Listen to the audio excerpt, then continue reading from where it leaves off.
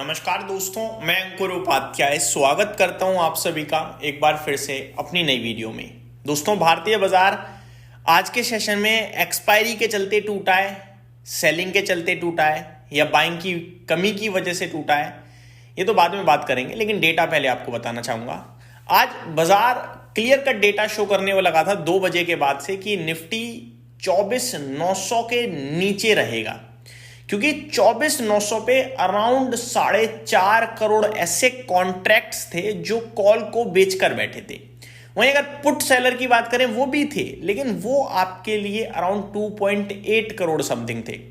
2:30 बजे तक कॉल पे 24,900 की 5 करोड़ कॉन्ट्रैक्ट खड़े हो गए जो कॉल को बेचकर बैठे थे। वहीं पुट वाले 3 करोड़ हो पाए थे। लगभग जब ये वीडियो शूट कर रहा हूं 3 बजे का समय हो रहा है, 3:30 बाजार बंद होने पे आपके साथ शेयर कर पाऊंगा। ये डेटा आप रीड करा करो आराम से। ऑप्शन चेन का डेटा, कोई पैसे नहीं लगते, कोई सब्सक्रिप्शन नहीं, आराम से आप गूगल पे डालो ऑप्शन चेन, आपको दिख जाएगा।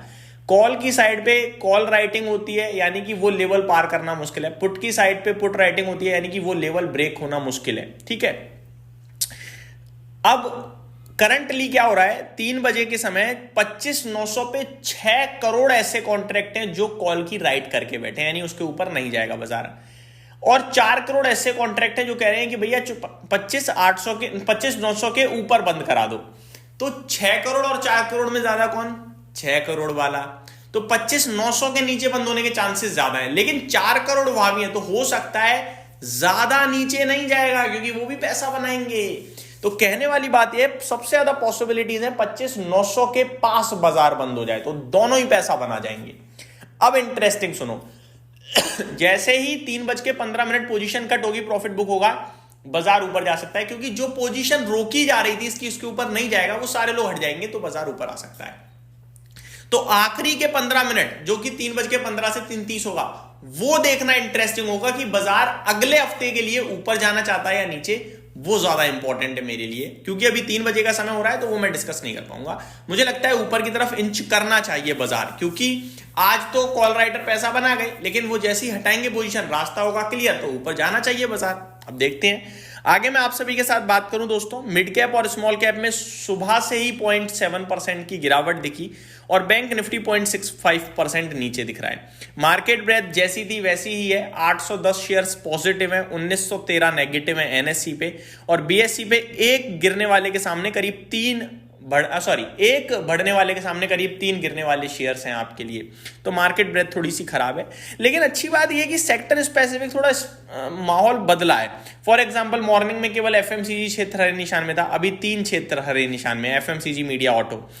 अभी रियल एस्टेट एक ऐसा सेक्टर है जो 1% नीचे है, बाकी आईटी, मेटल 0.9% नीचे है। Mid cap selects, financial services और पीएसयू बैंक्स 0.75% डाउन है। बाकी बैंकिंग क्षेत्र और एनर्जी और फार्मा आधा % करीब नीचे दिख रहे हैं। टॉप लूजर्स में आज के सेशन में ओला इलेक्ट्रिक आ गया भाई साहब 7% नीचे। आपको 2 दिन पहले ही अलर्ट किया था जब तेजी आई थी। पॉलिसी बाजार 5.25% नीचे है। ट्रांसफॉर्मर रेक्टिफायर्स 5% नीचे है। एक्सिस बैंक में सिटी की रिपोर्ट और कंपनी ने जो मार्जिन रिकवरी का समय वो थोड़ा और बढ़ा दिया है, जिसकी वजह से आज के सेशन में गिरावट हुई है 5% की।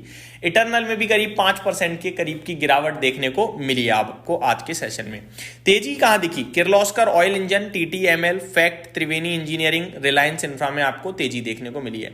आज कोरोना रेमेडीज जो रिसेंटली लिस्टेड है, आई थिंक कल ही लिस्ट हुआ था, वो नीचे 1380 गया, बट अभी 1441 पे है और पूरा रिकवर हो गया। 5% जो गिरा था, बड़ा अच्छा दिख रहा है इस हिसाब किताब। आगे बात करें दोस्तों, ब्रोकरेज हाउसेस की रिपोर्ट जो आज आप सभी के साथ बड़ी इंटरेस्टिंगली काम करते हुए दिखी है, उसी की वजह से एक्सिस बैंक भी नीचे था, वो मैं डिस्कस करना चाहूंगा एक बार। एवेन्यू सुपरमार्ट पे सीएलएस से बुलिश है, हाई कन्विक्शन है, ओवर आउट परफॉर्म की रेटिंग है और 6300 का टारगेट है। भारतीय एयरटेल पे मॉर्गन स्टैनली बुलिश होते हुए दिख रहे हैं, अपग्रेड हुए हैं और अपग्रेड किया है, ओवरवेट की रेटिंग दी है, टारगेट है 2435 का। अदानी पावर पे एनटीक्यू ने अपनी कवरेज शुरू करी है, टारगेट दिया है 187 का। आईसीआईसीआई बैंक पे सिटी बाय की कॉल के साथ अपने आप को बना के रखे हुए हैं, 1700 रुपए का टारगेट है। एचडीएफसी बैंक पे सिटी ने बाय की कॉल को बरकरार रखा है, 1180 का टारगेट है। लेकिन एक्सिस बैंक पे न्यूट्रल की रेटिंग दी है और टारगेट है 1285 का। और मार्जिन गाइडेंस को लेकर इन्होंने जो कहा है वो नेगेटिव लगाया बाजार को, क्योंकि कंपनी ने खुद ही कहा है कि समय और लगेगा अभी 2 क्वार्टर का, जिसकी वजह से आज ये स्टॉक नीचे आता हुआ दिख रहा है। निफ्टी में 39 स्टॉक्स नेगेटिव है, अराउंड एक्सिस बैंक और इटर्नल करीब 4% से ज्यादा गिरे हैं। वहीं आपके लिए जो पॉजिटिव है 11 शेयर्स, उसमें टाइटन, भारतीय एयरटेल, टाटा कंज्यूमर लीडरशिप में है। आज वापस से एक बार आपके लिए एक्शन में आता हुआ दिख रहा है टाटा मोटर्स का commercial vehicle. Fresh life I पे स्टॉक ने आज ट्रेड किया है, 390 का इसने लाइफ आई लगाया है, 386 पे भी ट्रेड कर रहा है, तो बहुत ही शानदार। इसीलिए लगातार कहा मैंने कि दोनों स्टॉक्स पकड़ने हैं, पैसेंजर व्हीकल भी, कमर्शियल व्हीकल भी। एक पकड़ने की कोशिश करोगे कुछ नहीं होने वाला, दोनों पकड़ के रखो। इंटरेस्टिंग पार्ट ये भी है दोस्तों कि दीपक नाइट्राइट, जिसमें कल मूव शुरू हुआ था, आज वापस से एट द एंड मूव आ रहा है। पूरे दिन नीचे पड़ा रहा, लेकिन अंत होते होते स्टॉक में 1% का मूव आ गया है। 1550 का आजकल हुआ है, 1590 पे अभी ट्रेड कर रहा है। तो दोबारा केमिकल स्टॉक्स थोड़ा सा शाइन करता हुआ दिख रहा है। एक बार आरती इंडस्ट्रीज को भी देखना चाहूंगा मैं, जिसमें कल एक्शन था, इसमें मूव नहीं आया दोस्तों, ये नीचे ही दिख रहा है। बट दीपक नाइट्राइट में आपको मूव देखने को मिल रहा है।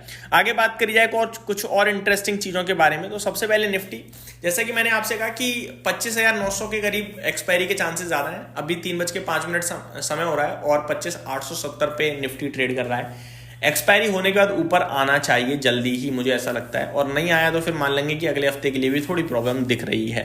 आगे कुछ खबरों की बात करें तो ऐसे कोई बड़ी खबर तो नहीं है, बट छोटी मोटी खबरें जरूर बताना चाहूंगा आप सभी को। एक खबर आते हुए दिख रही है पूरे इंश्योरेंस क्षेत्र के लिए, मैं आपको बताना चाहूंगा, जहां पे गवर्नमेंट कह रही है कि जो एजेंट है, इंश्योरेंस एजेंट, इनकी जो बीच की जो कमीशन होती है उसको लिमिट करा जाएगा और इसकी पावर दी जाएगी IRDAI को, जो कि रेगुलेटर है इंश्योरेंस क्षेत्र का। तो ये एक अपडेट आते हुए दिख रही है। वेदांता के शेयर के लिए बड़ी अपडेट ये आई है कि वेदांता को NCLT मुंबई से डीमर्जर को लेकर अनुमति मिल गई है, जिसका कंपनी बेसब्री से बड़े लंबे समय से इंतजार कर रही थी। तो यहीं समाप्त करते हैं इस वीडियो को। उम्मीद करते हैं डिटेल्स पसंद आई होंगी। Thank you so much for watching this video. Have a great day guys.